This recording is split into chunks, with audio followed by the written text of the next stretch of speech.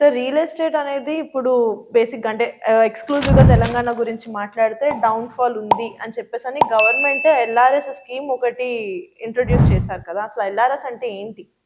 So LRS అంటే layout regularisation scheme madam. Okay. ఇది only గ్రామ పంచాయత్ వెంచర్స్ లేఅవుట్స్‌కి మాత్రము వర్తిస్తుంది. ఇది హెచ్ఎండిఏ గాని, డీటీసీపీ వాటికి వర్తించదనమాట.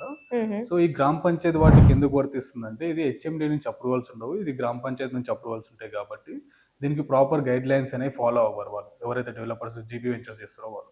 సో దాంట్లో ఏందంటే డ్రైనేజ్ సిస్టమ్స్ గానీ, కరెంట్ ఎలక్ట్రిసిటీ గానీ, రోడ్స్ గానీ, వాటర్ కనెక్టివిటీ గానీ, proper water over head water tanks కానీ, పార్క్ ఏరియా కానీ, టెంపుల్ ఏరియా కానీ ఇవన్నీ ఉండవు అనమాట. So okay. అవన్నీ డెవలప్ చేయడానికి గవర్నమెంట్కి ట్యాక్స్ పే చేయాలి. సో ట్యాక్స్ అనేది ఎల్ఆర్ఎస్ లేఅవుట్ రెగ్యులేషన్ స్కీమ్ అది పే చేస్తే గవర్నమెంట్ అనేది రోడ్స్ కానీ, డ్రైనేజ్ కానీ, ఎలక్ట్రిసిటీ కానీ, వాటర్ కనెక్షన్ కానీ ఇవన్నీ ప్రొవైడ్ చేస్తుంది.